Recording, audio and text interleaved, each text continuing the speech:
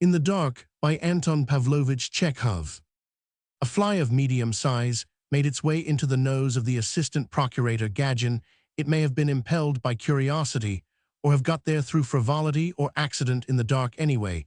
The nose resented the presence of a foreign body, and gave the signal for a sneeze. Gadjin sneezed impressively, and so shrilly and loudly that the bed shook and the springs creaked.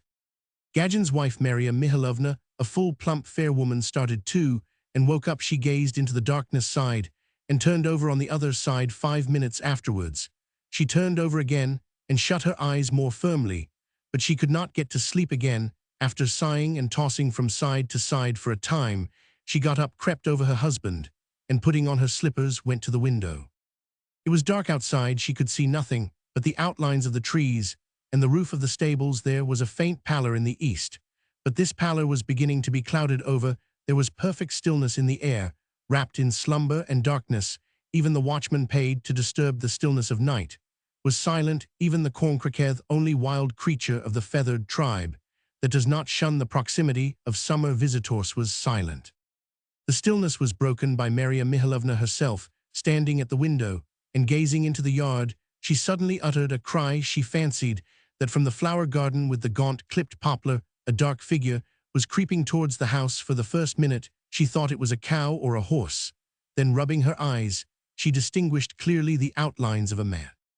Then she fancied the dark figure approached the window of the kitchen, and standing still a moment, apparently undecided, put one foot on the window ledge and disappeared into the darkness of the window. A burglar flashed into her mind, and a deathly pallor overspread her face. And in one instant, her imagination had drawn the picture so dreaded by lady visitors in country place. A burglar creeps into the kitchen, from the kitchen into the dining room, the silver in the cupboard. Next into the bedroom, and acts the face of a brigand. Jewelry. Her knees gave way under her, and a shiver ran down her back. "Vasya," she said, shaking her husband, "Basil Vasily Prokofitch, a mercy on us. He might be dead. Wake up, Basil, I beseech you." "WL," grunted the assistant procurator, with a deep inward breath and a munching sound. "For God's sake, wake up. A burglar has got into the kitchen. I was standing at the window looking out, and someone got in at the window. He will get into the dining room. Next, the spoons are in the cupboard, Basil. They broke into Mavra Yegorovna's last year." "What's the matter?" "Heavens, he does not understand. Do listen, you stupid. I tell you, I've just seen a man getting in at the kitchen window. Pelagia will be frightened. And then the silver is in the cupboard." "Stuff and nonsense." "Basil, this is unbearable. I tell you of a real danger. And you sleep and grunt. What would you have? Would you have us robbed and murdered?" The assistant procurator slowly got up and sat on the bed, filling the air with loud yawns. "Goodness knows what creatures women are," he muttered. "Can't leave one in peace, even at night, to wake a man for such nonsense." "But Basil, I swear I saw a man getting in at the window." "Well, what of it? Let him get in. That's pretty sure to be Pelagia's sweetheart, the fireman." What did you say?" "I say it's Pelagia's fireman, come to see her." "Worse than ever," shrieked Maria Mihailovna. "That's worse than a burglar. I won't put up with cynicism in my house." "Hoity-toity, we are virtuous. Won't put up with cynicism, as though it were cynicism. What's the use of firing off those foreign words, my dear girl? It's a thing that has happened ever since the world began, sanctified by tradition. What's a fireman for, if not to make love to the cook? No, Basil, it seems you don't know me. I cannot face the idea of such a in my house. You must go this minute into the kitchen, and tell him to go away this very minute, and tomorrow tell Pelagia that she must not dare to demean herself by such proceedings. When I am dead, you may allow immorality in your house, but you shan't do it now. Please go." "Damn it," grumbled Gadjin, annoyed. "Consider, with your microscopic female brain, what am I to go for?" "Basil, I shall faint." Gadjin cursed, put on his slippers, cursed again, and set off to the kitchen. It was as dark as the inside of a barrel, and the assistant procurator had to feel his way. He groped his way to the door of the nursery and waked the nurse. "Vasilissa," he said you took my dressing gown to brush last night. Where is it? I gave it to Pelagia to brush, sir. What carelessness, you take it away, and don't put it back. No, I've to go without a dressing gown. On reaching the kitchen, he made his way to the corner, in which on a box under a shelf of saucepans, the cook slept.